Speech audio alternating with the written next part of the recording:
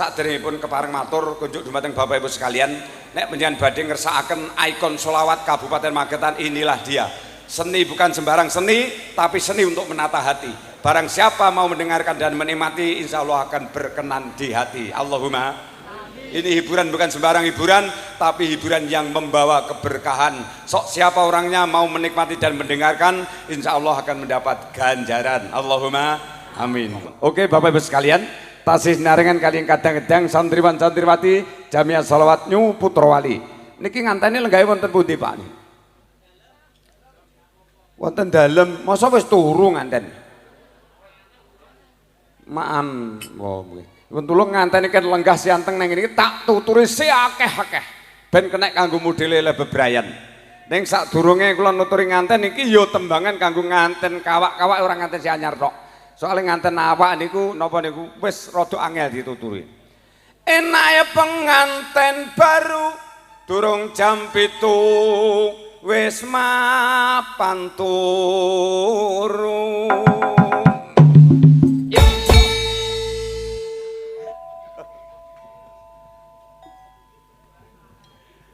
Mula wong tuane mung guyang-guyu ditungakne bendang duwe.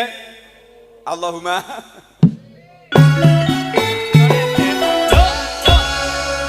putu sing bagus apa sing ayu.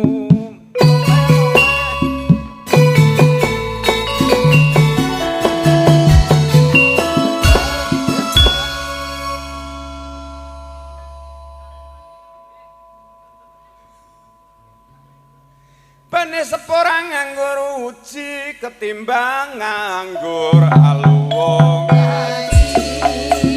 Murah sandang pangan seger kewarasan. Allahumma amin. Murah sandang pangan seger kewarasan niku donga apik napa elek? Nek apik budaya kuwi aja dielek-elek, aja kok budaya disalah-salahne, dibid'ah-bid'ahe. Bocah saiki mu ngaji pase saiki tinggalane mbah-mbah sih wis apik-apik dilalekne diorak-arik ngoten. Jare selamatan bid'ah, jaro kubur jare musyrik, hormat bendera kuwi ya jare ya bid'ah, mantu pasang janur kuning kuwi jare ya musyrik. Kaya ngono ki tandane wong sing ngaji ora tekan dununge ati, isine mung nyalahne liyan wae. Mulane Bapak Ibu sekalian, nek saged cara klagen iki tesih cara mboten istilahnya wong mantu gawe janur kuning terus selamatan jaro kubur tesih cara napa mboten? Tasih nggih.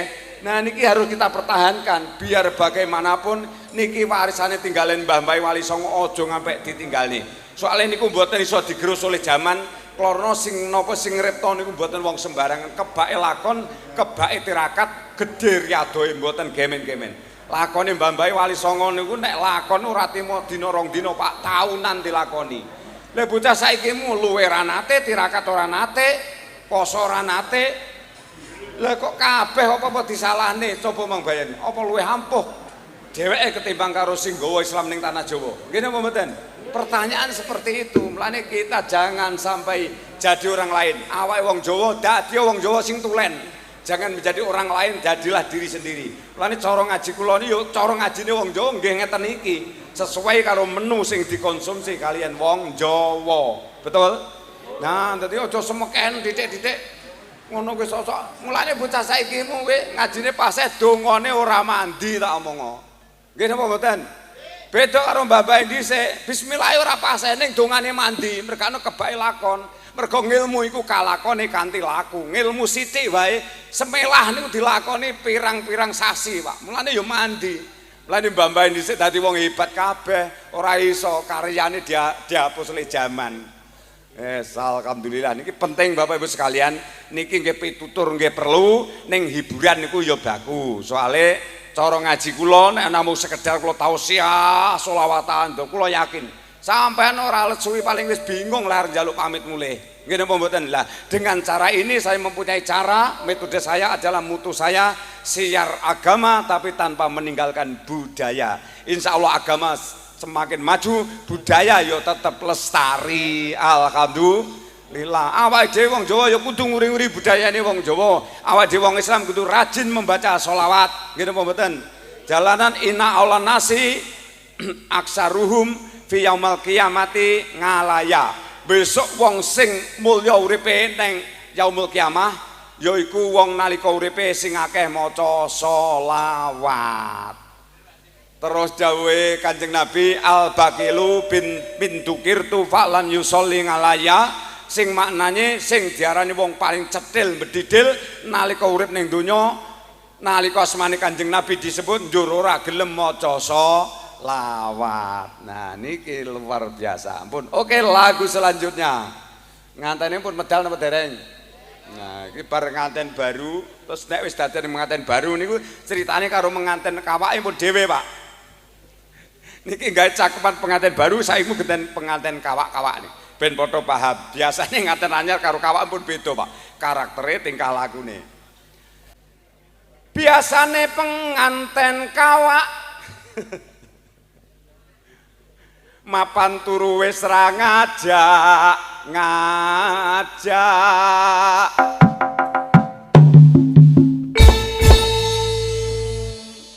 Apa maneh sing bojone galak dituturi becik malah ngingkrak.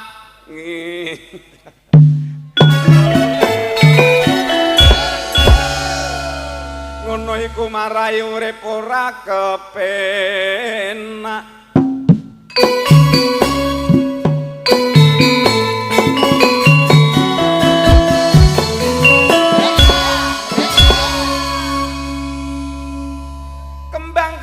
Rupane putih yen nurung bar ndonga ora kena boleh disenggai ora sanggan pangan seger rasa. Nah yo ngene kaya Jawa Timuran tek tek tek tek tek tek nah apik nek kita wis tampil beda. Sesuk tak jane rasa kuwatir ning nek yang Malang yo terpaksa wong sing dijop aku dhewe mergane danane ora eneng. Yang Malang aku dhewe tak omong. Kowe delok sesuk cukup ndelok streaming ku wae wis cukup.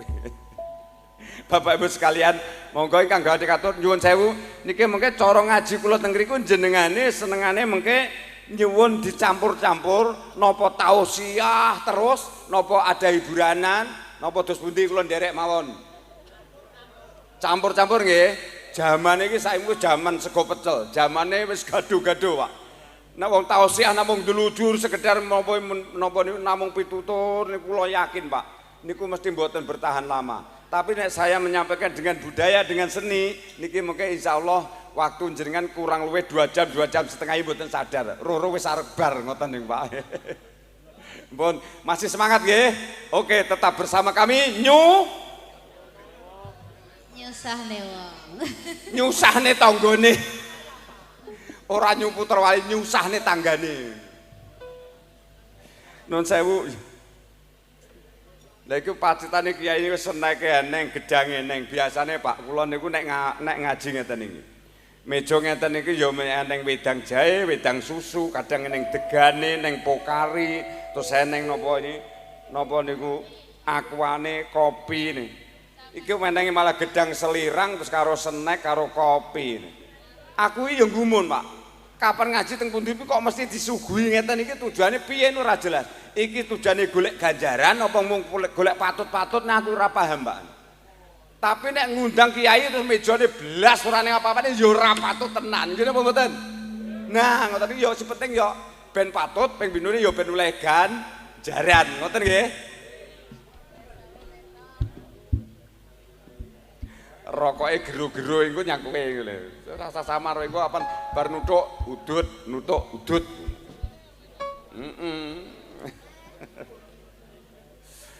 Jenengan kesane luwih lagune versi napa Pak? Asli selawatan tus, ala qasidah napa ala pondok pesantren, napa gamelan Jawa, napa dangdut, napa jaipongan, napa kendang kempul, apa versi gamblongan, napa pedalangan semuanya ada, Pak. Wes ora kaleng-kaleng Pak kula niki, siap kula niku menghibur Bapak-Ibu sekalian. Nek ngajak perkara gawe seneng, insyaallah saya mboten kirang jalan, Pak. Tapi nggih penting dibalik seneng itu kudu eneng manfaat lan barokahe. Wong kesane napa versinipun? Oh sampean jenengan bisa request lagu Mas, bebas sekali kula ning ngaji wis ndak ada dinding pepisah. Soalnya sasaran kula target kula nek ngaji ning daerah pondok pesantren menak, Pak. Wong ini wong si paham karo agama isine nggih karo amin tok. Lah target saya orang-orang si gawe mendem telonyoran bengak-bengok kalangan seperti ini dan itu adalah saudara saya. Dia itu bukan tersesat di jalan, tapi dia masih terlantar di jalan. Wong terlantar ini kan perlu dibimbing, didudone toh nggih. Nah, nek pengen agamane maju ning klagen ngene, aja fanatik babagan agama, kudu dadi uswah sing apik. Kena nggo contoh, iso ngomong, mampu menyampaikan, wani kurban. Mungkin mau ngomong tok ora kena nggo contoh ya ora jalan. Nggo contoh kena nggo banyak bicara ning ora wani kurban, ora jalan, Pak. Urip niki angel. Nggih napa mboten? Lah piye carane santri tambah? Wong elek apik ayo bebarengan. Amarjatilah golek ridane Gusti Allah. Dadi urip iki aja kuken sambat, aja kuken tangis, syukurana apa sing ana. Bekti karo wong tuwa, bekti karo pangeran, guyub rukun karo sedulurmu kabeh, guyub rukun karo tangga teparumu. Kuwi mawon jaminane swarga. Dadi ora usah angel-angel, wong urip ki ngoten niku mawon. Bapak Ibu sekalian, bagaimana masih semangat? Dereng ngantuk? Alhamdulillah. Niki mungkin ngaji ning atus jam pinten, Pak? Jam kalih iki wani piro? Sesuk ora iso makarya nek jam 2. Nggih, pun selama jenengan masih kersa sepindah kula ngaturaken sugeng rawuh Bapak Ibu sekalian, sanak kadang tanggi tepali para baro yang kangge sampun kepareng rawuh bahagian wonten dalemipun Pak Basuki Rahmat. Ngaturan gunge panuwun monggo keaturan lenggah kanthi syukur nempun-nempun penggalih. Sedaya kala wau pun dahar sedaya napa dereng, Pak? Pun dahar nggih pun wareg berarti. Alhamdulillah wis siap awake dhewe full power awake dhewe semua wis energinya sudah penuh.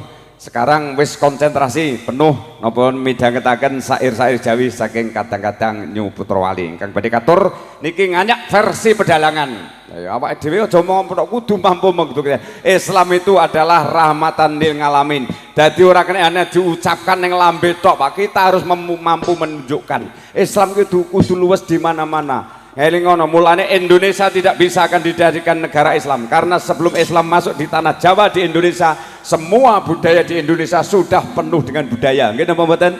Nah, mulane mboten iso, mulane para alim para ulama dijadikan satu falsafah namanya falsafah yaitu Pancasila dan Undang-Undang Dasar. Berbagai macam napa niku aturan negara sudah dijalankan dengan baik secara syariat Islamiyah. Kalau kula jenengan kantos meneruskan perjuangannya kabeh para alim lan para ulama sing mempertahankan Indonesia niki. Bapak Ibu sekalian,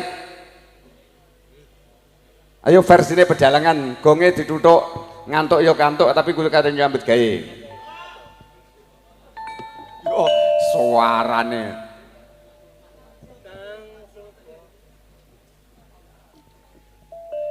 Enjang budal kumoro saking Astina negeri kong ingkang bolong koso abro busananira lir surya wedalira saking joloniti rasa madangi jagat tok mungut-mungutaning sapucaing ukir merebab-babang sumirat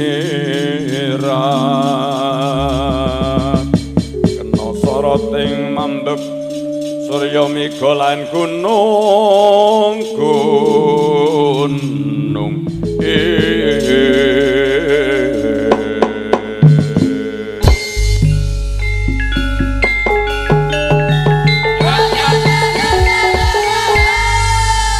kapyarsa swaranipun paguyuban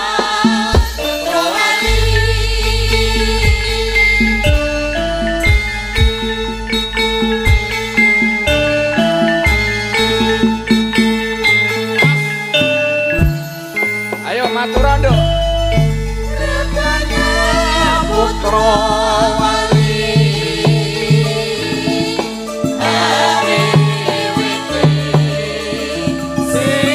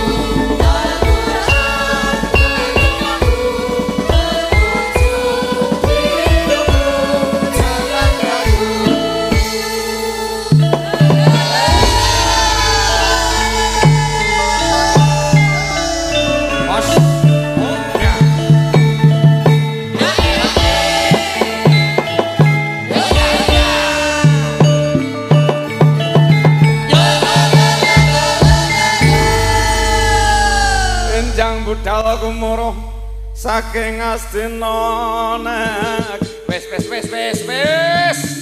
iki tanggapane ora wayang ya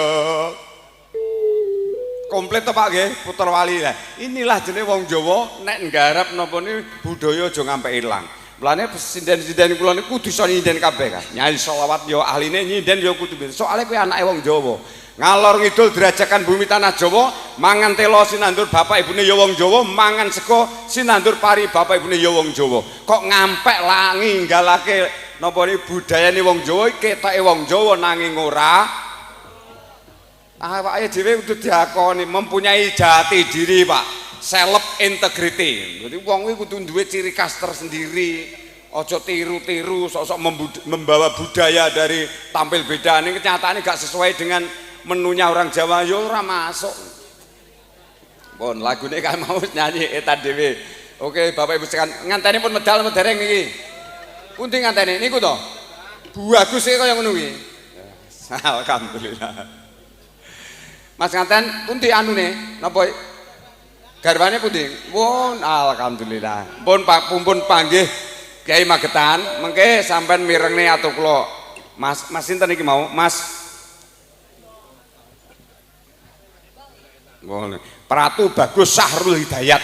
Neng Plausa mau Sahrul Khairuddin iki Sahrul Hidayat. Sahrul saka tembung Sahrul saka tembung wulan dadi kaya rembulan.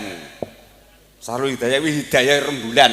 Mas Sahrul, cinta itu adalah keterbukaan. Kalau kalian mengatakan cinta kok masih banyak yang dirahasiakan, berarti bukan cinta yang sejati, cintanya adalah abal. Cinta itu belum tentu setia, tapi yang namanya setia di situ pasti ada cinta.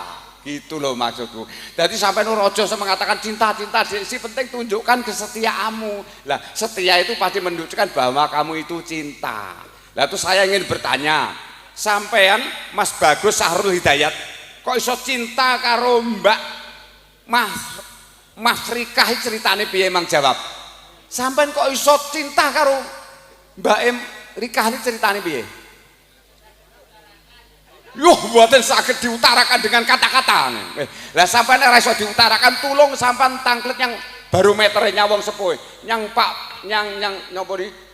Pak Rohmat. Sampean kente kok Pak Rohmat karo ibune kok jenengan kok iso tresno karo ibu, ceritane pripun Pak? Coba nyuwun tulung jenengan jawab. Kira-kira jenengan sedaya iki rawuh iki kok iso tresno karo bojone iso jawab mboten Pak? Ora iso jawab. Niku sampean lha mbok ngampe jengking tetep ora iso jawab. Masalahnya napa? Jodoh kuwi tatanane Gusti. Nek wis ditata karo pangeran ora kurang dalan. Kadang nek wis ditata karo pangeran elek karo elek ya dadi. Ning nek orang pangeran ngersakne dadi jodhone, sugih karo sugih kadang ya gagal. Ayu karo bagus kadang ya gagal. Kadang sugih kalau merat digawe dadi, nek kersane pangeran wis ngersakne ya tetep dadi. Lah nikulah jenenge maknane wahyu jodoh kuwi tatanane Gusti Allah. Pun. Niki wis pitutur ya penting, nanging hiburan ya perlu. Soal iki sekedar ning kene iki ora khusus pengajian, tapi juga menghibur Bapak Ibu sekalian dengan napa niku alunan-alunan lagu sholawat dan syair-syair Jawi menika. Kang badhe katur lagune barengetan rodok ngulon saiti bareng garap Madura lagune Genten Banyuwangi ala Kendang Kempul. Wis kabeh komplit Pak. Jaipongan neneng model gaya napa man insyaallah saya siapkan. Garape lagune versine Gelang Alit. Separone ngati. Kok bar kuwi terus seluku bathok wis sing apik-apik tok kuwi. Lah ya niki neng rokoke Resi Noman ki ya ora teke asbak iki terus lakon piye kiyaine. Ya Allah. Tenang iki ndang dijukone aku iki kiai galak kaya padha ra wedi iki piye to jane. Nah. Pripun? Sak senenge wedang jahe ya gelem wedang deken paling sing ngombe ora aku sing ngombe paling yo coro-coro ngene iki. Nggih kula niku mangan kula mboten nate Pak mangan ning panggung ning gone wong matu mboten atos Pak. Lah kalau ngaji siang malam mboten nate kula mangan. Sing penting santriku warek aku wis melu mangan. Inilah tirakate wong tuwek. Nggih napa mboten? Lah kabeh iku wis dadi wong tuwek kula nyuwun pirsa. Kabeh sing ning kene iki enek si lahir saka lemah pletek. Enek si lahir saka lemah bengkah. Pasti dilahirkan dari rahim ibunya masing-masing. Nggih napa mboten? Lah mulane dieling-eling Mas nganten. Wong tuamu ku adalah pangeranmu. Ridho fi ridhol walidain wa suktul fi suktil walidain. Ridhone wong tua ya ridhone pangeran, murkane wong tua ya murkane pangeran. Wong tua iki ibarate pangeran sing katon. Dadi ucapane wong tua iki ibarate sabda ora kena wola-wali. Mulane sekali kamu berani kepada orang tuamu ojo ngimpi wis selamat urip dunya akhirat. Kuncinya lah mbok kowe sugih ning ora tentrem uripmu. Kegagalan dalam menempuh rumah tangga hampir 90% karena tidak mendapatkan doa restu dari orang tua. Wis seorang militer wis kudu tegas. Jadi imam yang baik. Kuncine imame sing arep lagune Cinta Tak Terpisahkan, makmume Mbak Rika lagune Pokoke Joget. Pokoke melu ya. Melu joget. Wong loro bubrah kabeh. Matur suwun, susune ra apa-apa rasa kae. Nah, niki nun sewu rokoke kagem jenengan napa dipundi? Nah, kagem jenengan tapi kudu dijoli Surya. Omongo karo Pak Basuki, kiyaine Magetan iki wong rada angel. Jaluk Surya.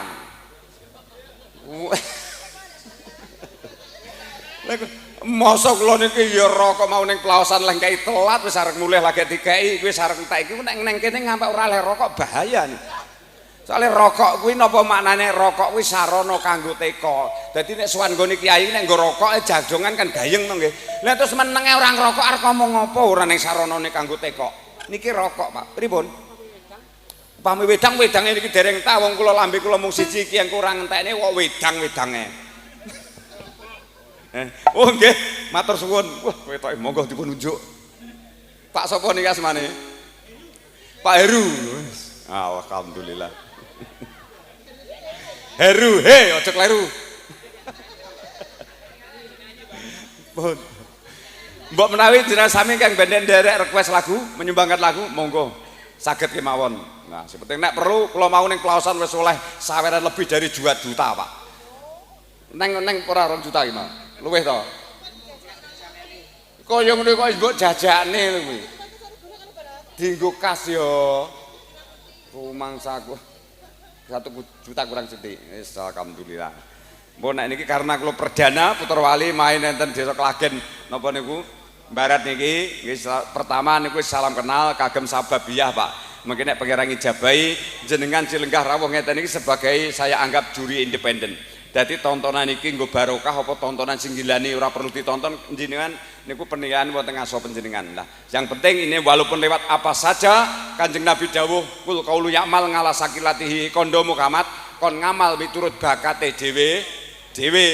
Dadi urip iki sing profesional pamawon kena kanggo sarana menapa niku mendapatkan jannatul swargane Gusti Allah. Dadi ora usah kuwatir. Sampai besok si dadi sinoman ki wongnya bedai metulit ngamale miturut bakati dewi. Besok swargane ya sampean laden ngalor ngidul niku. Si dadi among tamu niku sila besok yang swargane ya lewat leh nyalami dayuh-dayuh ngoten niku. Sing rewang ngoten niku lah. Sedaya niku sesuai karo bakati masing-masing lan miturut dalane utawi koridornya sendiri-sendiri. Jadi awake dhewe bocah kuwatir nek besok ora samar ora nyang swarga. Dijamin kabeh swarga selama uripe niku niati bener bi amardotilah setiap ucapan kita, napas kita, tingkah laku kita semua masuk dalam ruang ibadah. Alhamdulillah.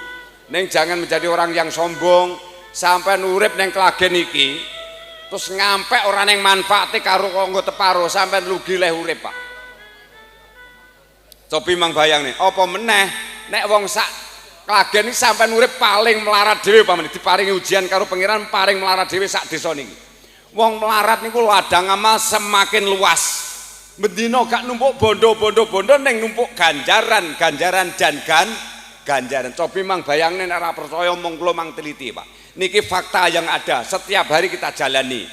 Wong melarat niku nek tanggane selamatan mesti iso teko. Nggih napa mboten? Tanggane mantu iso rewang sak rampunge. Nggih napa nggih? Tanggane kesusahan mesti iso nglayat, nggih napa mboten? Tanggane gawe omah iso nyang sambatan, ora ketang kurban tenaga, nggih napa mboten? Lah nek sugih aja meneh kok wong mantu rewang sak rampunge slametan teko dhisik nglayat teko dhisik. Alah, wong kuwi nek sugih Pak ta omong, tekone keri, omonge banter mececek karo maido. Wong desa kene ya neng. Kathah, walah. Tibake sumbere aku lagi ngerti nek saka kene iki. Dileng-eleng nggih, ndak ada orang satu pun tuh mampu mandiri hidup tanpa membutuhkan pertolongan orang lain. Semuanya adalah perlu ikut campur tangan orang lain. Maka dari itu nggak ada manusia yang istimewa satu pun nggak ada di dunia ini. Kata Allah inna indallahi sawaun, sesungguhnya semua manusia di hadapan Allah adalah derajatnya sama. Sampai ngarani kula niku wong hebat. Niku mergakno kula iso dadi hebat mergakno diundang kalau Pak Basuki. Nggih napa mboten? Berarti kula nek ra diundang Pak Basuki niku wis gak ning artine sama sekali. Kula niku kiai kepleh malihat. Nggih napa mboten? Pak Basuki kalih kula niku ketok hebat kabeh. Niku ora ning artine sama sekali nek kabeh iki ora rawuh teko ning majelis niki. Satu pun gak ada yang datang. Kula karo Pak Basuki ora ning artine sama sekali. Lah berarti yang paling hebat niku panjenengan sirawuh sedaya. Nggih napa mboten? Lah apa meneh si tukang masak ning pawon iku kok ngampe ora teko ora gelem masak, bubar Pak Leh mantu. Mana yang hebat? Enggak ada toh. Mboten enten Pak, wong mulane ndak bisa membanggakan dirinya, menyombongkan dirinya, semua adalah karunia Allah. Yang penting ayo bebarengan rinangkulan ing sarina kalawan sak wengine. Jangan pernah berhenti berbuat baik dimanapun, kapanpun, dalam keadaan apapun. Si penting setiap ucapan kita, napas kita, sepak tingkah laku kita usahakan khairunas angfaum linas. Wong becik-becik manusa nalika urip akeh manfaate kanggo wong liya. Betul? Sugih rane gunane karo tangga teparo ora oleh paedah le urip. Kuwi ketoke sugih namung mung sugih sugihan. Ketoke wong nanging mung uwongan. Cilaka, Pak. Pun. Lagune apa mau tak siarne? Separone ngati. Ayo mlayu nyang Banyuwangi nggarap lagu sing versine Gelang Alit.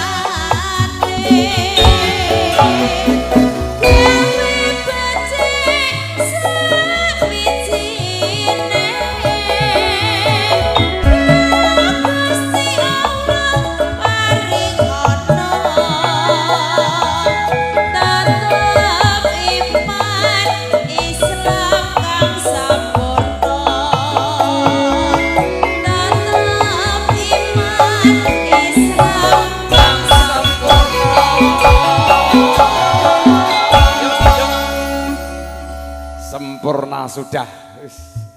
Wong Magetan iso nggarap Banyuwangen luar biasa to nggih. Nah, inilah seni, Pak. Kula saking menika tergantung kepada niat dia. Iso ngujudake sebuah seni yang indah ini karena kita ada nopo niku ada kerjasama yang baik. Bapak Ibu sekalian, saya bicara bukan sekedar asal-asal bicara tapi sesuai dengan apa yang saya sampaikan. Dadi wong niku nek tanah lah mbok dipromosekno ngampe lambene amoh nek karyane ora apik tidak mungkin wong bakal ngersakne. Nggih napa mboten? Tanpa kita promosikan sekalipun sepenting kita berkarya bisa menyampaikan yang terbaik pasti dicari orang lain. Pertama, nek pengen dadi wong sing apik menunjukkan karya kita. Gawe jeneng nek wis jeneng jenang mesti teko dhewe, betul? Dadi aja titik-titik kowe ngarep-ngarepe apa-apa opah, duit bayar akan menyesal iku. Sing penting gawe jeneng dhisik nek wis jeneng pangeran iki luwih adil mesti diangkat derajate, betul? Masih semangat? Pun ngantuk napa dereng? Nah, ngantuk ngono aku seneng aku. Menake nek ngantuke karek gawe parian. Nek kabeh padha ngantuk sampun ngoten wis. Mangan gethuk lawe greh nek wis ngantuk ayo ndang. Wis ngono bar. Bar piye to kowe iki? Senenge nek jabar. Soale iki bares mawon Pak niku. Napa niku kula niku nek mboten guyon ngeten kula niku ngantuk saya sangat kula. Ya Allah kula niku. Mandhap ke Karanganyar kula niku langsung teng Tuban badan niku balik teng Magetan teng Pelawasan niki pun teng mriki melembenjing niku pun budal namung prei setengah hari budal melih teng Grobogan Pak. Ya Allah kaya ngoten niku. Niki karyane bocah desa. Kula asli Milang Asri niku lokasi kula dalem kula sak kilenipun terminal Pak. Terminal ada perempatan Bangju Buntiran niku terminal Magetan. Niki ngulon jurusan Sarangan kurang luwih 400 meter masuk Gapura Ireng, Gapura masuk kawasan Putrowali niku pun dugi lokasi padhepokane Putrowali Pak. Menak mawon lokasine. Ning weling kula nek njenengan badhe ngundang Putrowali sampun ngantos kurang 1 tahun Pak. Niki pun dados kalih grup senior dan junior. Lah niki model gala wayangan kula serk ngaji teng luar kota ngoten niku gawe wayang dakwah Pak.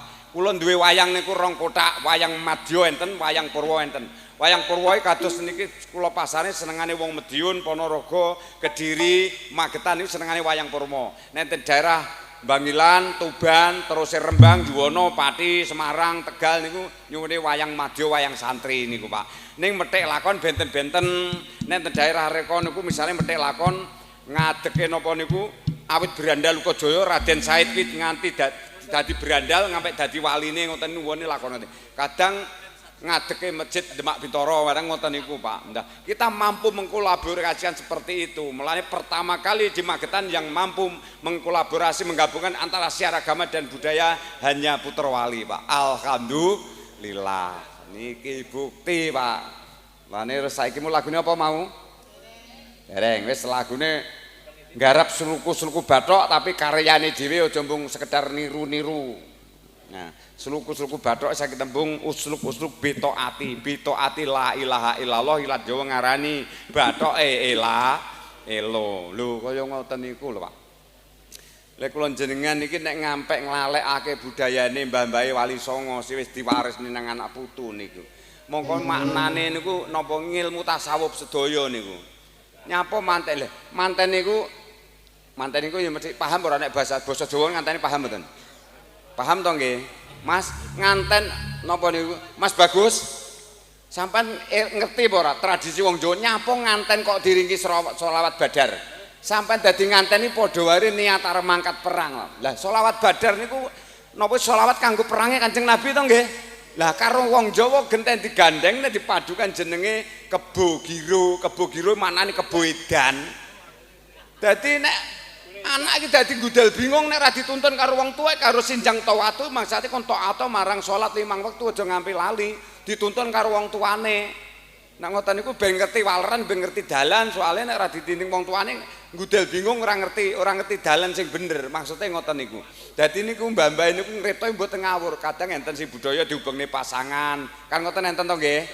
Lah kadang terus napa niku terus dangsan sungkem mandhe ngoten niku masuk nek pun jaman dhisik empun ngrasuk agama Islam ora ketang iso mung syahadat tok. Nek arep mantu netepi dari wong tua dianjurake wong tanah Jawa kudu nek arep mantu kudu pasang kerun. Kerun maknane saka tembung khairun, maknane kebecikan. dadi calon nganten karo wong tuane ben oleh kebecikan, mulane kerun mesti dipasang neng ngarepan. Nggih napa mboten? Apa eneng wong kene mantu kerun kok pasang kayak tritis ngenten mboten? Ora eneng to?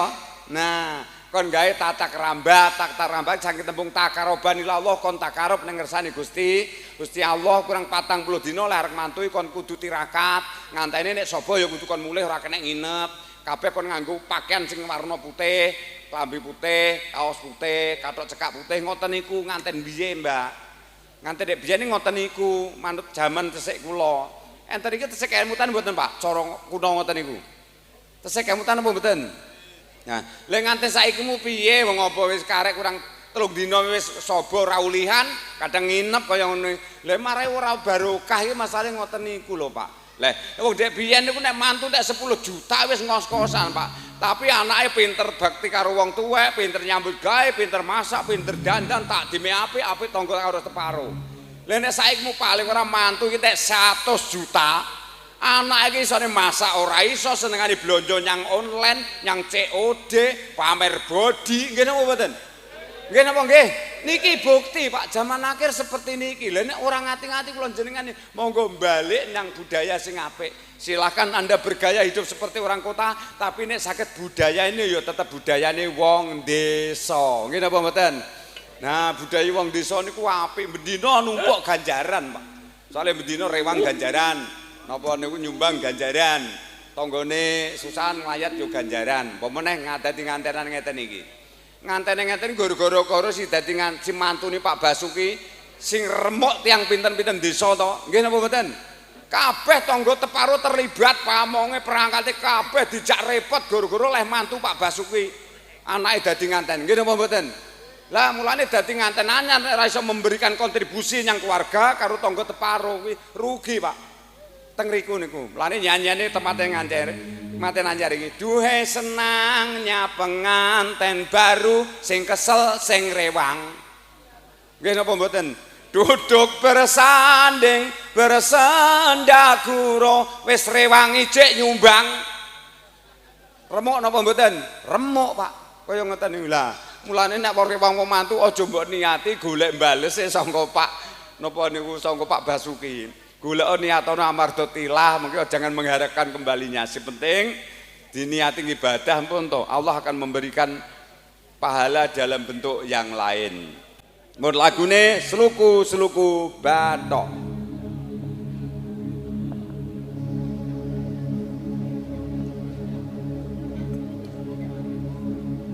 Sallu ala Nabi Muhammad Sallu alaihi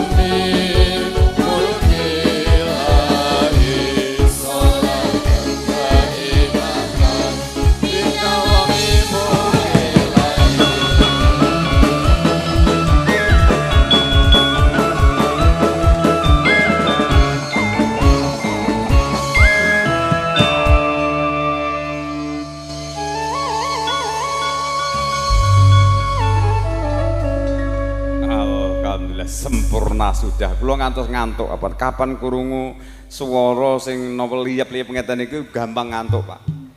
Mumpun ngantuk napa dereng? Malah aku sing ngantuk. Kula niku nek mboten ngopi, mboten ngerokok ngaten niku gampang ngantuk, Pak. Alhamdulillah selama napa niku jenengan tasih kersa ngrenggani wonten pahargyan dalu menika monggo sareng-sareng bi amardulillah pados ridani Gusti Allah lantaran seni dan budaya niki. Tidak lupa sesibuk apapun penjenengan sirawuh niku saya tetap mampu menyampaikan pesan-pesan moral. Niki namung sarana, niki namung sarana. Pokoknya ngaji tanpa sarana nah ini sakniki sulit diterima. Nggih napa mboten? Nah, si penting niki hanya sebuah sarana pun ngantos salah persepsi. Lagu ingkang badhe katur ngesakaken apa, Pak? Wis lagu sedaya pun kula aturaken. Terus nyuwun versi napa? Dengan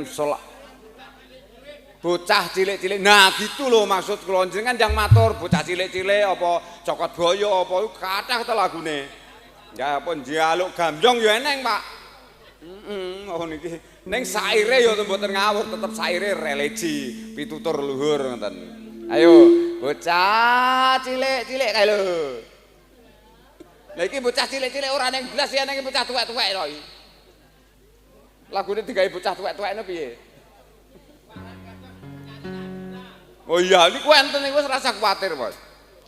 Lah niki sampe iki si bocah cilik kan blas ora ning Simelek to niki. Iki enenge gawe cakepan bocah tuwek-tuwek mawon riyen.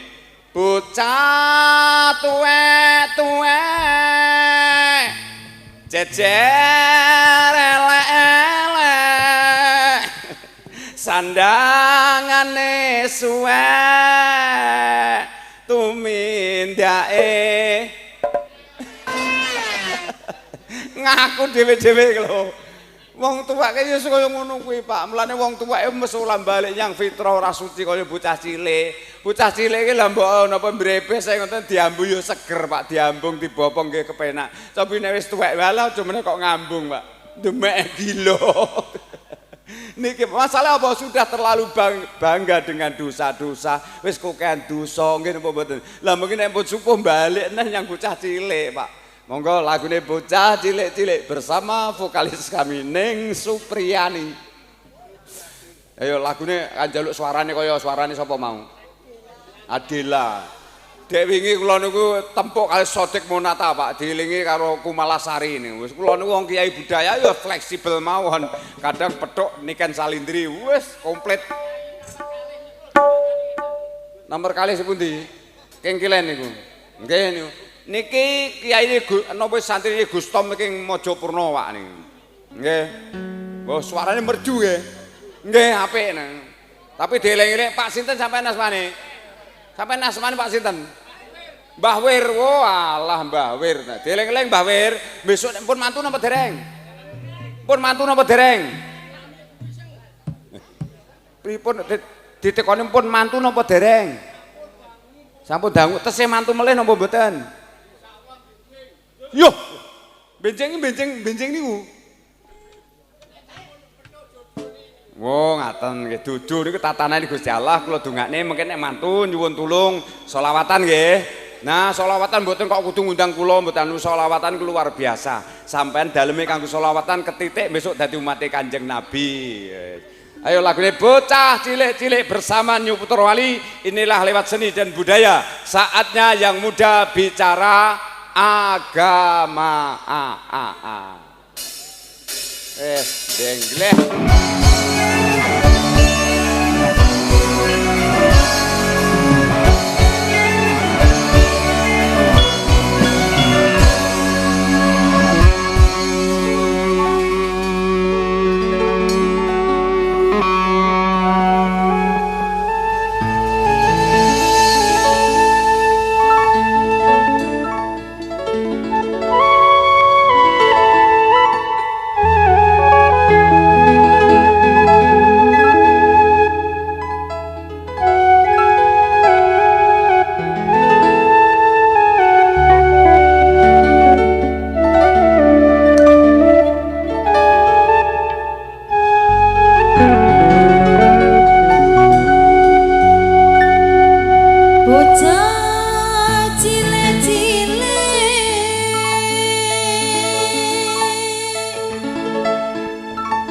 Jejer mare-mare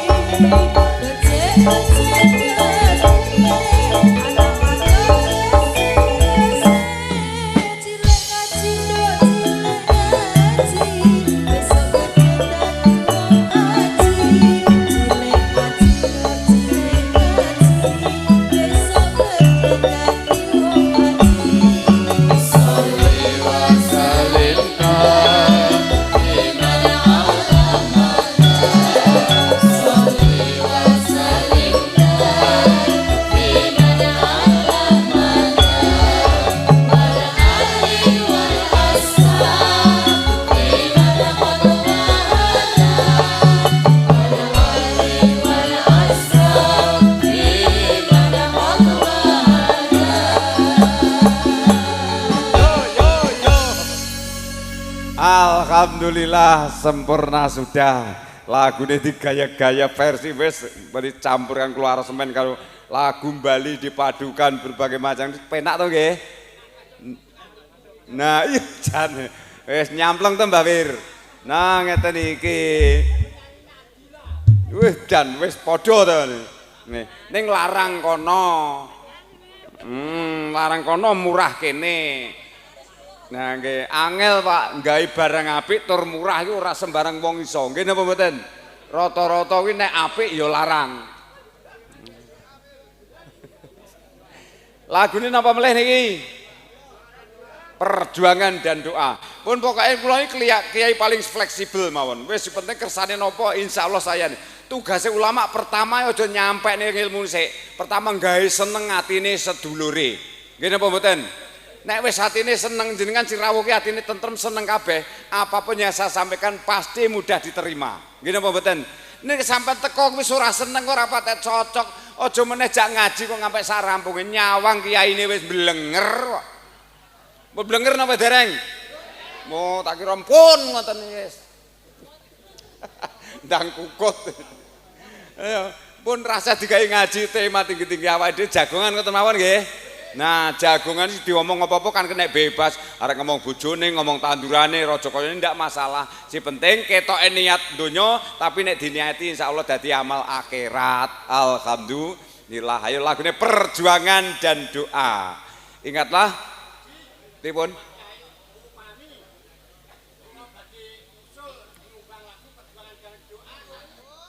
Yo dan sangat bagus nih saya dukung sekali nggih.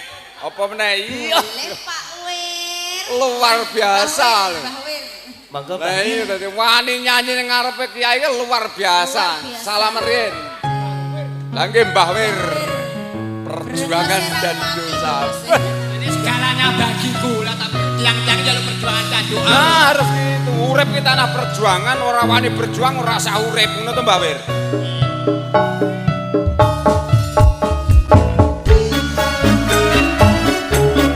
Sepotnya Mbah.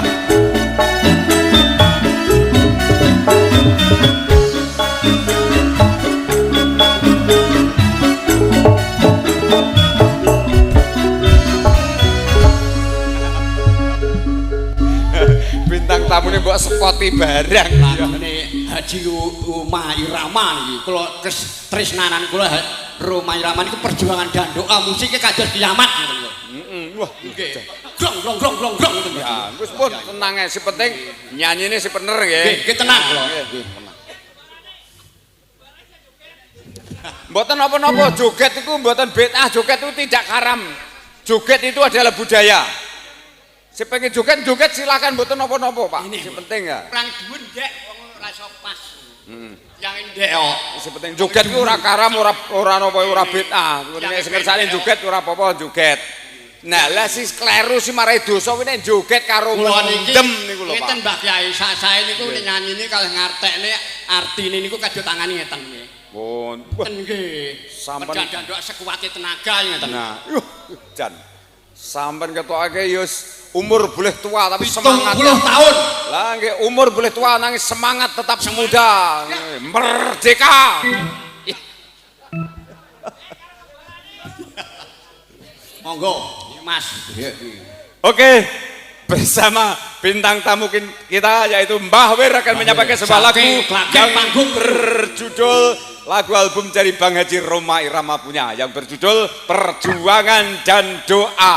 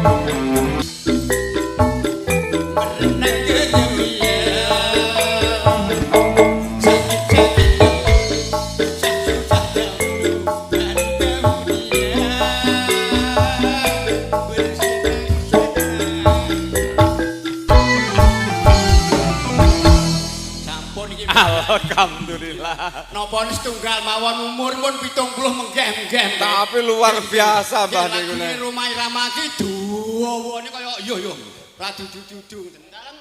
Lagu Roma Irama si jenengan cintai napa? Loh. Segalanya. Lagu ini napa? Pun wis bebas nih Mbah Wir. Lah sing religi ngoten niku lho. Kehilangan tongkat napa Mira Santika napa keramat nggih kena. Indahnya bulan. Wah, Indahnya bulan iki lho. Niku nggih imbang niku kalau keramat siyange muncak mantuk kok keramat ngetik mak wong kok nggih. Bawin wong bruto ngono. Mun penting wis relax enjoy mawon Mbah. Wis nyantai pokoke. Iki kanca kula Basuki ini kental. Oh ngoten nggih. Niki ngeten Mbah Wir. Niki mungkin jenengan krana niku YouTuber kula rawuh kabeh. Jenengan mungkin akan ditonton seluruh dunia. Sampeyan ku viral niku mengke. Nggih. Sampeyan nggih nyuwun tulur mengke di-subscribe sedaya nggih, di-like, komen. Niku ya hampir tukang dangdut. Pak Lurah niku nggih tukang dangdut kathah niku. Pun mboten napa-napa, seni itu adalah indah. Pun kula saiki kula mawon segalanya bagiku niku jadi pek kabeh niku mengke. Oh, jan lumanen wong iki ketok. Nganten niku segalanya bagiku niku cara wis pek kabeh Mbak. Nyoh. Pun monggo niki. Hei kalau rungokno nonet. Awete ngono kuwi. Segalanya bagiku.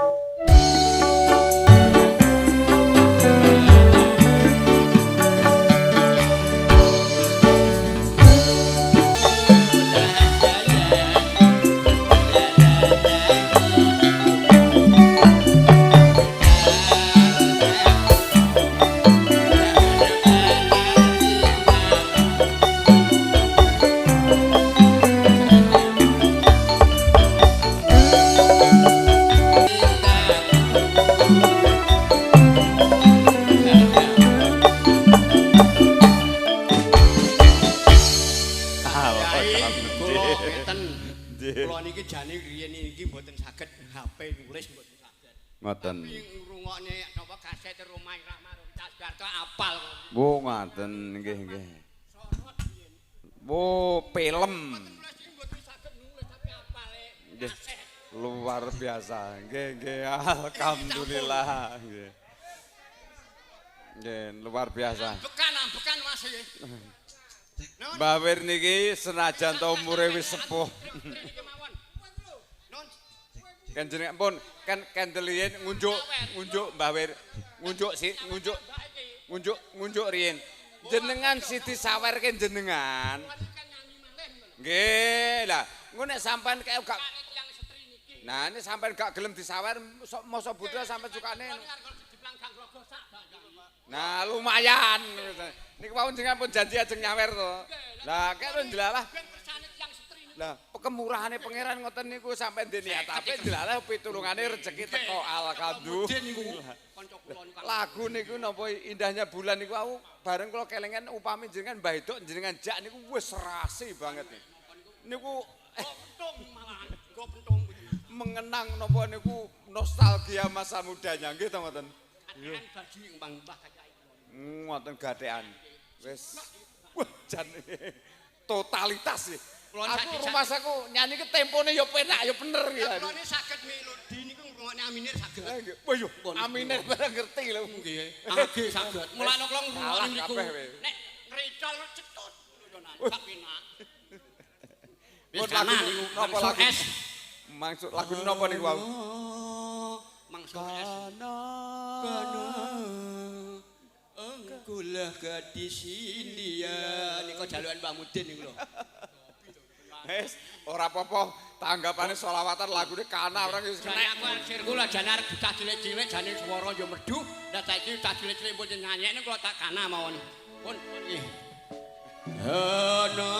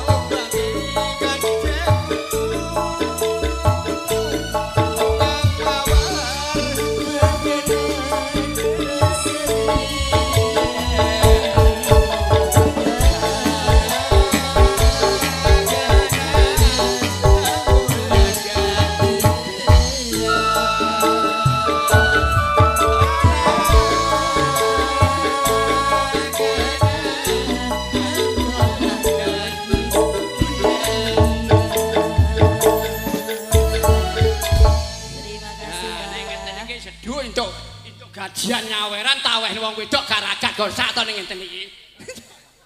Alhamdulillah. Pun cekap nggih.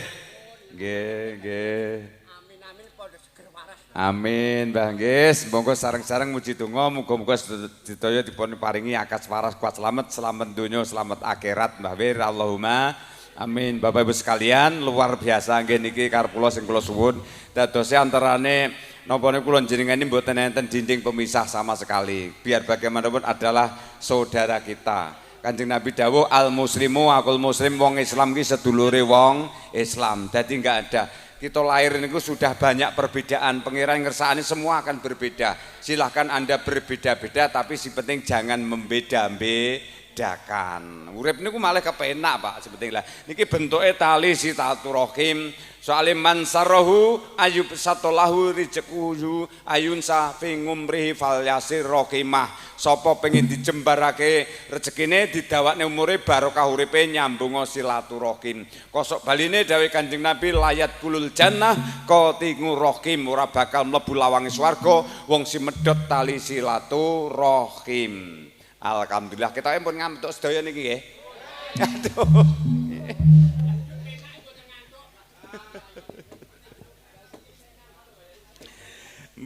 Kadung menak.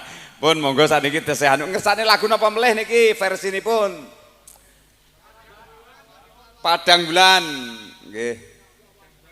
Kasbunallah wa nikmal wakil nggih. Wis pertama kasbunallah bar iki Padang Bulan ngono ya. Oke. Ya sik to.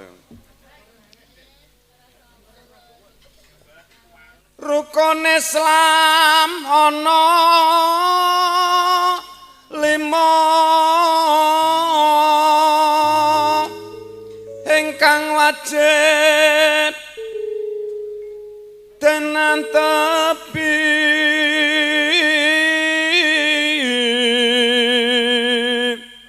sahadat ingkang sepisan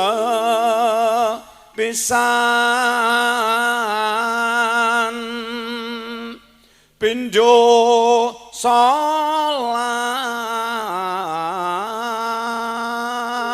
aja lali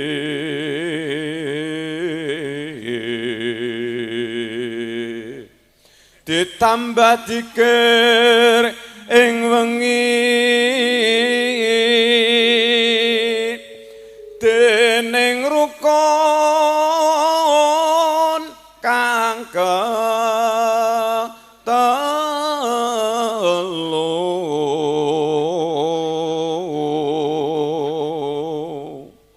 lilo jagat mring saksama pat poso ing wulan suci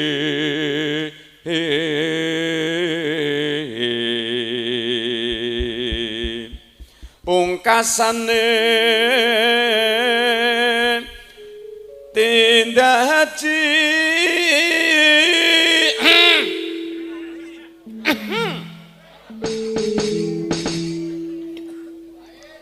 marai wedange Jawa sik panas yen ku poso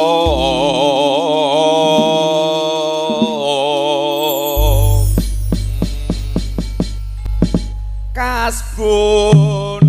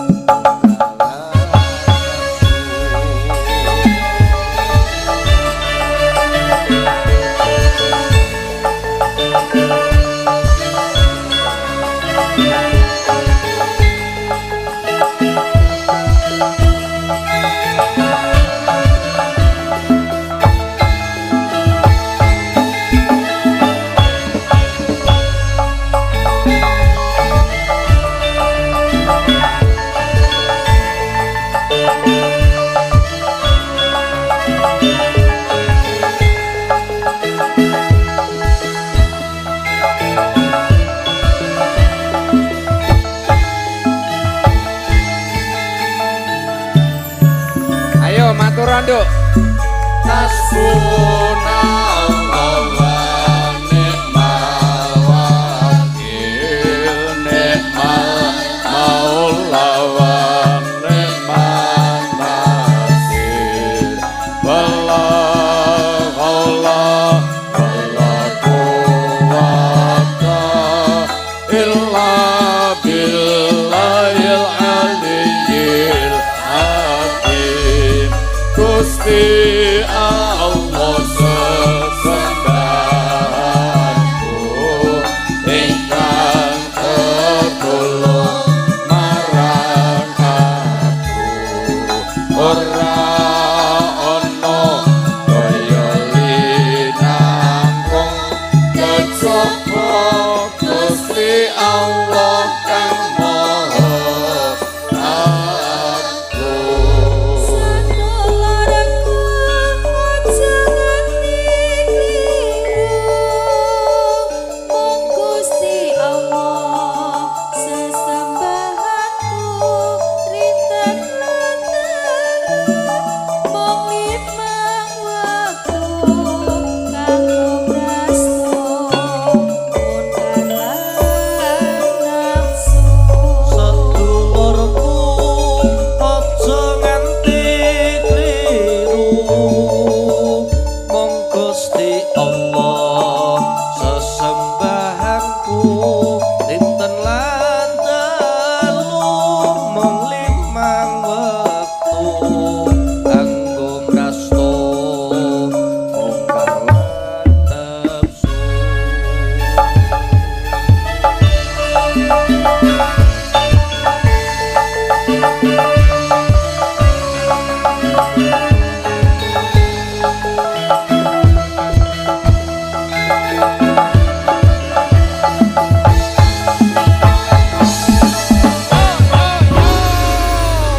Sallu ala Nabi Muhammad. Bagaimana, masih semangat? Alhamdulillah. Aja mbok pindho neh bingung nih wong kowe. Dur ganas jan pengendang kula sampean golek pengendange sak Indonesia kangelan Pak ngeten iki. Luar biasa nih. Wis gendang gambyong ge penak, dangdutan ge penak, jaipongan luar biasa. Banyuwangen yo iso, wis komplit pokoke lengkap sudah. Bapak Ibu sekalian, tasih sinarengan kalian kadang-kadang Nyu Putra Wali badhe ngaturaken salah siji lagon panjuwutipun niku Bapak wonten iki mau badhe ngersakaken lagon Padang Bulan. Ning sadèrèngipun kawula ngaturaken lagon Padang Bulan, monggo kita sareng-sareng midhangetaken sair-sair Jawa ingkang setunggal menika. Wis jamane. Yuk. Iki iklane cara ndelok TV, ndelok HP, ndelok iklan barang.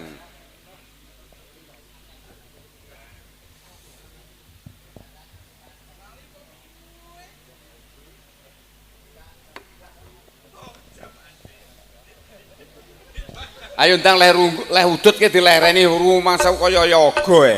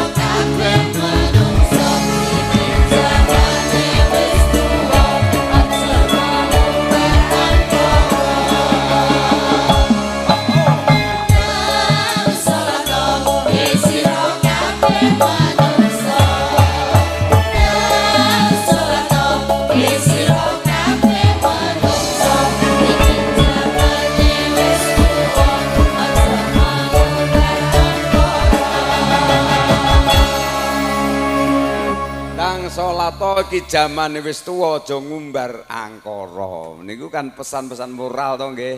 Nah, mlane iki mboten sarana ngawur Pak niki kula matur niku. Soale tiyang niku dituturi angel niku nek lewat nembang biasane saged kumrikah. Lah mlane Mbah-mbah iki ngripta tetembang iki mesti mawa pasemon si saran dan kritik sing menohok kagem kita supaya kita niku disampaikne niku disemoni ora nglarakne ati tapi iso ditampa ning ati ngoten lho maksude. Saged ditampi nggih niki. Nah, mlane Mbah gawe tembangan niku mboten ngawur, Pak. gawe tembangan ku apik-apik. Kados tembangan Ciklo Ngayu murah sandang pangan seger kewarasan. Mbah-mbah ini gawe cakepan misale ya niku apa gawe tetembangan bal-balan kaose biru ugal-ugalan aja ditiru mengko mundak kliru. Yo gonge aja banter-banter aku wis cekel kabeh karek 5 watt. Kabeh ngoten niku maksude pasemon teng kula njenengan sami. Wis lagune napa niku Padang Bulan. Monggo katur pangdipur saking para tamu sekalian. Sedulur kula sing rawuh sing pikirane peteng tak dongane pikirane padang lir kadya padange rembulan. Neno neno. Mpun ngoten mawon dengkelmu kuwi to. Kok mpun ngoten mawon.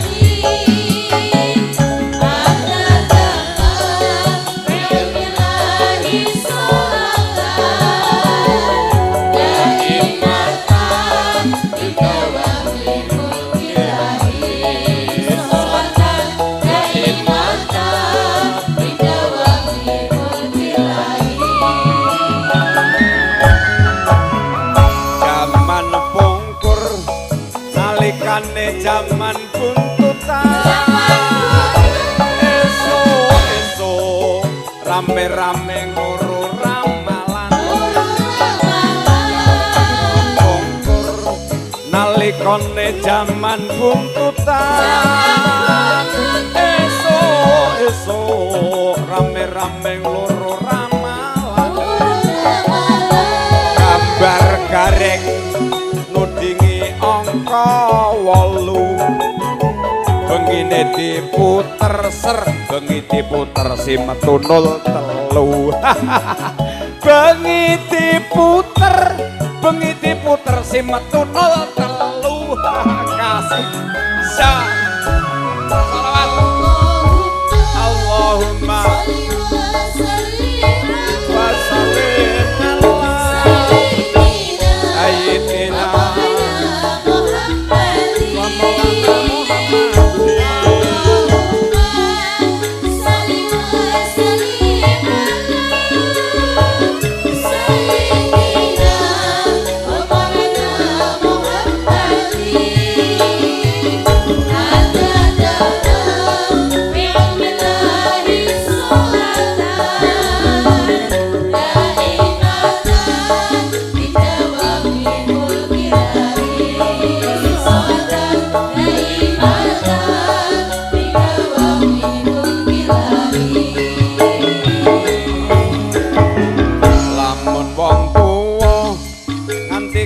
mimpin anake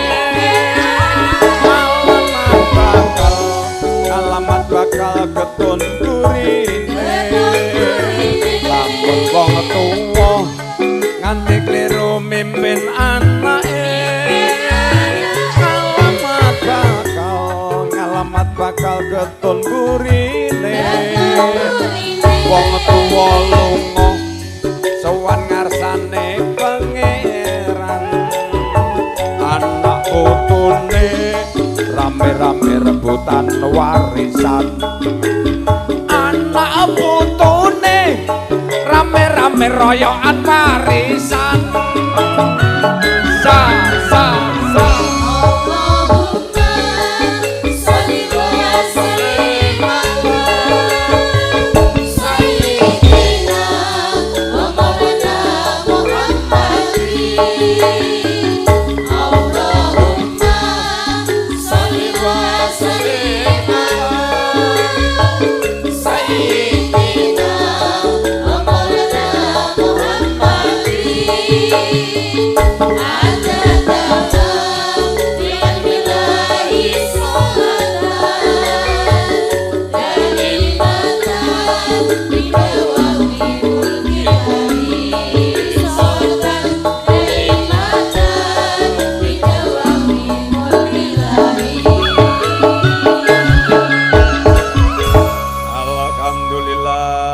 Sallu ala Nabi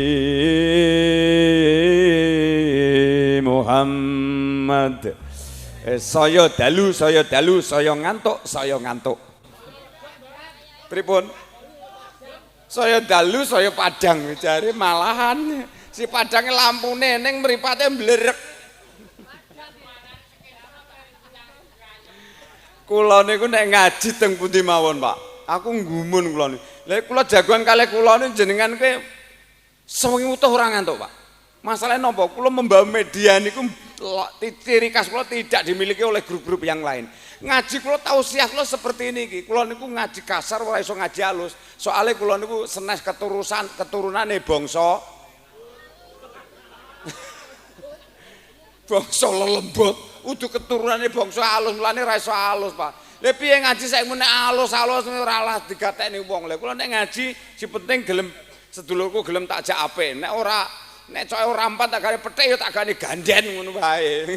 Dadi kan luwih langsung tepat sasaran. Maksud kula ben tepat sasaran ngoten lho Pak. Cobi mong bayangne, Iran karo Rusia duwe rudal balistik sing andalan Pak. Sekali tombol on target kena sasaran Pak. Lah wong Indonesia antum bansos ora teko sasaran lho. Lah ya piye kaya niku arep kon maju ki dalane kondi. Nek nang wong apik bingung lahar jigali nggih napa nggih. Nah kaya ngono kok ngenteni Indonesia emas ngampe ngampe elek ya ora kelakon. Ning nek muncul orang-orang hebat kira-kira 10 wong kuwi lah Indonesia. Ora sang ngenteni suwe-suwe 5 tahun kas Indonesia mati terwujud. Nggih napa mboten? Lah piye wong sing diapusi bondone negara dikukut wong sitok paling ora 371 triliun mang bayangane.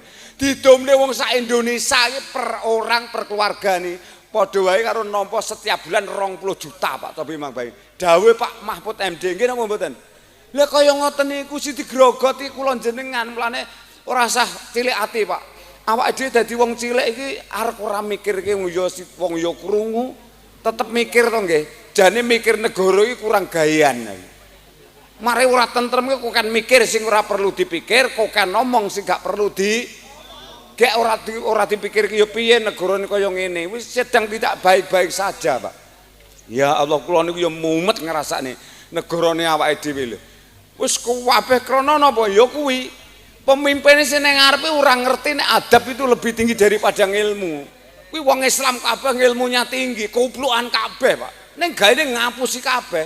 Lah lucu tenan dipikir. Indonesia iki kabeh apa-apa ra wedi. Karo Tuhan pun tidak pernah takut, Pak. Wong Islam iki karo Gusti Allah ora wedi. Nyatane padha ngapusi. Nek wedi kan ndak mungkin ngapusi teh. Nek kon mangan daging babi sak suwire gidro. Nggih napa nggih? Gaber, Pak. Kaya ngeten iki kula jenengan iki wis rasa cilik ati. Dadi wong cilik ora masalah, elek ya ben goblok ben melarat ora masalah. Si penting tanggung jawab besok nang akhirat abot, Pak. Biar bagaimanapun semua akan menghadapi kehidupan setelah kematian. Nek kula jenengan berhenti bersyukur nikmati pangeran sing setiap saat setiap detik ini tidak ada berhentinya. Sampai sekali berhenti menghirup udarane Allah nih paling ora suwi-suwi lah 4 menit ngono. Pertama disiarin ning masjid. Yang kedua selama yang kalian cari dari kecil sampai setua ini sikil digawe sirah digawe sil awan digawe bengi-bengi digawe awal goro-goro oleh ngejar duniawi. Niku nek wis berhenti menghisap udaranya Allah selama 4 menit, pertama disiaring masjid, yang kedua semua hak milik yang pendiang cari ini menjadi pemilik orang lain. Betul? Ayo simbok andalnya apa? Si dibanggakan apa? Ndak ada. Bagusnya, gantengnya, ayune, bondone, pintere, ndak ada sama sekali. Si penting nalika uripe pokoke tanduran kebecikan apik ya kuwi sangune besok, Pak. Nggih napa mboten? Wis urip digawe relax enjoy ngoten mawon. Wis wayah nyambut gawe mangkat. Kuwi hukume wajib.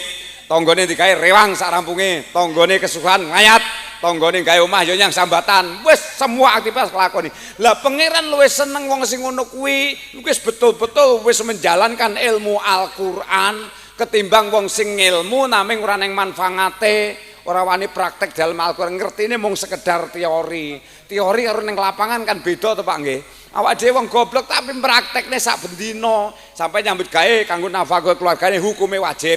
Nggih napa mboten? Timbang kowe dakwah ning kono kene nanging anak bojomu ra mbok openi malah dosa gede, betul? Wis kabeh saya kupas tuntas entek ngamek kurang golek. Ben paham wong kene. Lah, tema ngaji kula niku tentang kultural, Pak, kemasyarakatan. Hidup yang dijalani setiap hari ngeten iki. Kula jenengan ben ngerti hikmahe piye carane ben ngerti betul-betul tujuane urip. Dadi wong urip iki aja kulino biji sak padane ngurip. Dadi si biji wong urip iki ben cukup sing gawe urip. Kuwi nek biji sak padane urip kudu pangkatmu. Wong urip ngrasakne nasib dhewe bingung ndak metani olone tinggan, olone tanggane. Nggih napa mboten? Pun wis awake dhewe si biji wong urip cukup sing gawe urip, sing penting persembahkan yang terbaik neng ngarsane sing gawe urip, persembahkan yang terbaik kanggo sak padane urip. Insya Allah urip beres Pak nih. Jam piro delok iki? Lho wis wayahe tibake. Pak Basuki ndi lengkah iki? Nuwun sewu Pak Basuki niki.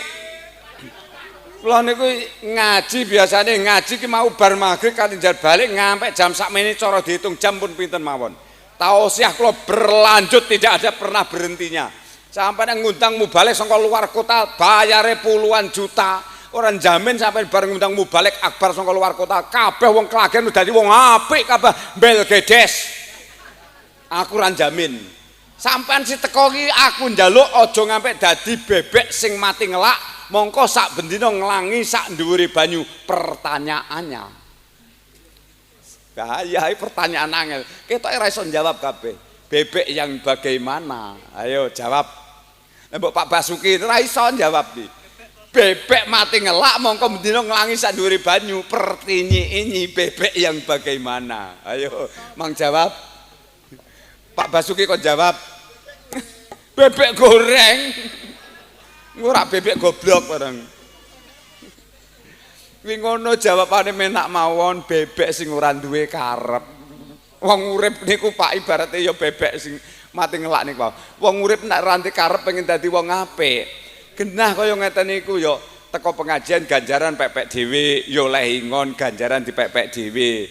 Ngono kuwi nek duwe karep ni senajan ta udan deres ya tetep teko soalé duwe karep.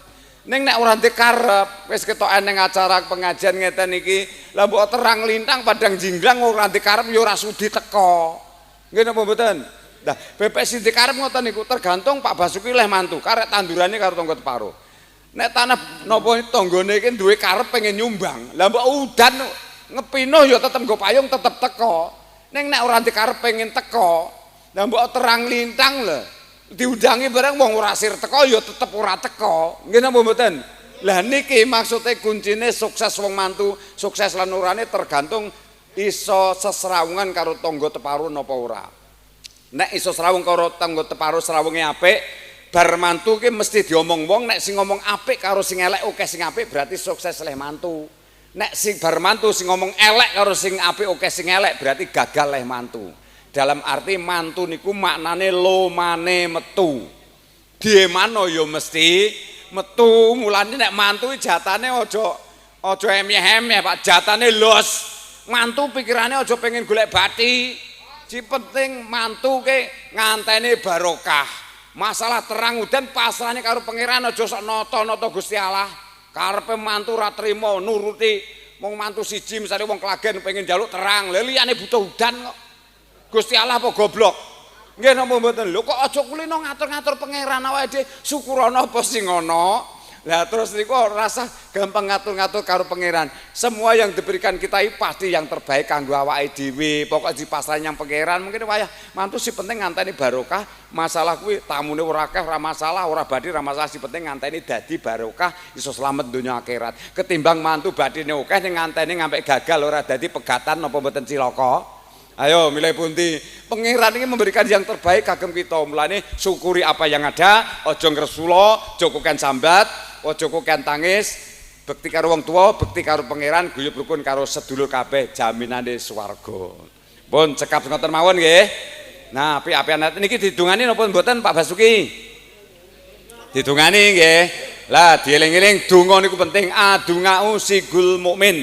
Donga kuwi sendatane wong mukmin. Adungau munggul ngibadati. Donga kuwi sarine ngibadah. Dadi aja koken donga si penting sregep ngibadah. Wong donga kan ngemis to nggih.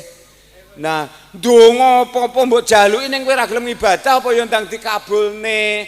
Bahkan awake dhewe iki dosa apa sudah kita jalankan tapi Allah tetap memberinya tanpa minta sekalipun. Nggih napa nggih? Awake dhewe kesalahane wis ngampe melampaui batas, pangeran tetep maringi.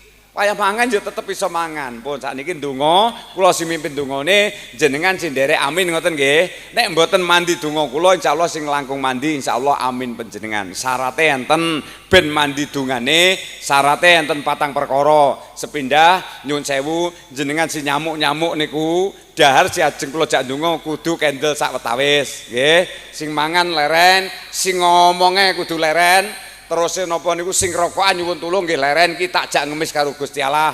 Terus terakhir syarat mutlak ambekan tetep terus. Ngoten. Setuju? Nah niki syarat penting niki. Monggo sakniki kula semimpin dongane syarate mandeng pucuke grana mekek babakan hawa sanga. Manungkulake jangga lan mustaka nyuwun sih welas marang Gusti Allah kang Maha Kuwasa. A'udzu billahi minasyaitonir rajim. Bismillahirrahmanirrahim. Sayyidil awwali wal akhirin wa sallim radhiyallahu tabarakan kulli sahabatina rasulillah ajmain. Alhamdulillahirabbil alamin. Allahumma inna nas'aluka ridhaka wal jannah wa na'udzubika min sakhatika wan nar. Barakallahu laka wa baraka 'alaika wa jama bainakuma fil khair bainakuma fil khair bainakuma fil karim. Allahumma ali bainahuma kama alabta baina Adama wa Hawa wa ali bainahuma kama alabta baina Musa wa Safura wa ali bainahuma kama alabta baina Yusuf wa Sulaika wa ali bainahuma kama alabta baina Ali wa Fatimah radhiyallahu anha wa ali bainahuma kama alabta baina Muhammad wa Siddiqah Jatal Kubra wa ali bainahuma kama alabta baina Pratu Bagus Sahrul Hidayat wa Hafribah wa Afrikah.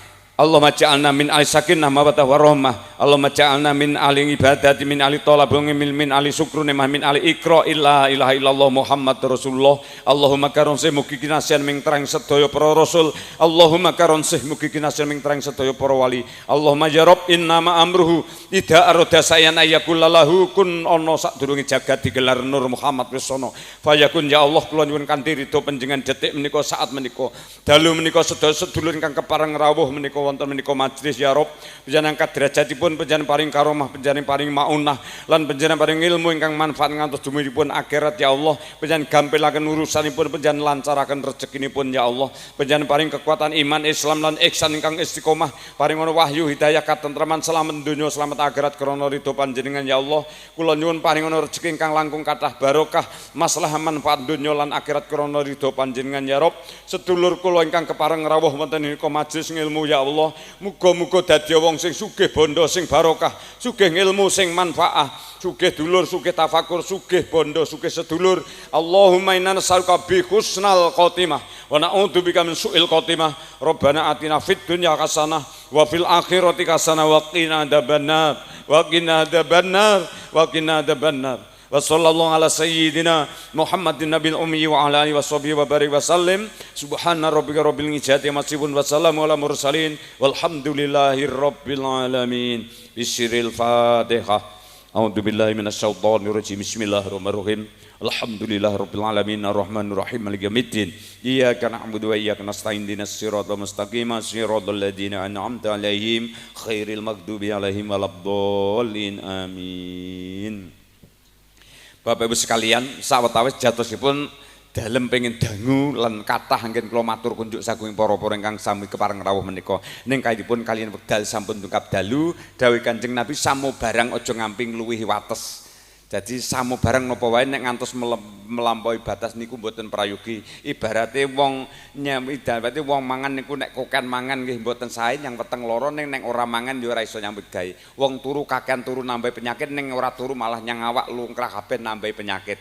Mula segala sesuatu sing apik nderek Kanjeng Nabi aja ngamping luwi wates. Baiknya segala perbuatan adalah yang sedang-sedang saja. Bapak Ibu sekalian, sedaya para rawuh ingkang kepareng rawuh menika sepindah kalau ngaturaken gunging panuwun ingkang tanpa pami kunjuk dumateng panjenenganipun Sokibul Hajat Bapak Basuki Rahmat sekalian garwa ingkang sampun kagungan niat tulus senggatipun ngrawuhaken kula lan jamiah kula salat putra wali mugi-mugi meto gino barokah lan manfaat sehingga kula saged namung nderek muji donga mugi-mugi panjenengan sedaya dipun paringi sehat doirun wal batinan, dipun paring wahyu ketentreman, dipun paringi gesang ingkang slamet donya hadal akhirah krana ridhanipun Allah. Amin ya rabbal alamin. Tidak lupa dukungan kami terima kasih sebesar-besarnya kepada Mas-mas juru-juru pramuladi ingkang sampun kepareng nyawiji engkau sampun memberikan semua fasilitasnya kepada kami sehingga mudah-mudahan saya doakan menjadi amalan yang kasanah, mendapat pembalasan dari Allah Subhanahu wa taala sesuai dengan amal kebaikan kalian semua. Tidak lupa dukungan kami sound system DK sound system apa? RK lali ya, RK sound system tanggapannya murah, tanggapannya piro nenge? Murah, diutang entek ora? Nah, kowe pengen nyang swarga, lehmu dadi sound system insyaallah swarga. Kudu diniati ibadah antara pangeran kersane kuwi dadi juru sound system. Besok swargane yo oleh nguliri ngoten niku. Allahumma amin. Tak dongane wis penting yo barokah laris. Bapak Ibu sekalian, sedaya para rawuh ingkang pareng rawuh menika sepindah malih nyuwun pangapunten kanthi sedaya kekirangan lan kekilapan kanthi atur nggih menika mangan gedhok lawe greh nek wis ngantuk ayo ndang mulih, mangan pecel lawe yo greh nek wis kewesel ayo ndang mulih, nandur sengon cedak wit kluwih nek wis bar oleh ingon ayo ndang mulih, parian telu tiba mulih kabeh pungkasane atur parian kula sing langkung viral nih yu painten ketiban boto takjak berobat nyang Kartosura cekap semanten atur kula menawi lepat nyuwun ngapura nggih nyuwun donga mboten langkung Pak Basuki mengke kula nek ampun pamit amplop pendang Hadanal wa yakum ajmain. Assalamualaikum warahmatullahi wabarakatuh. Mataraman. Yuk.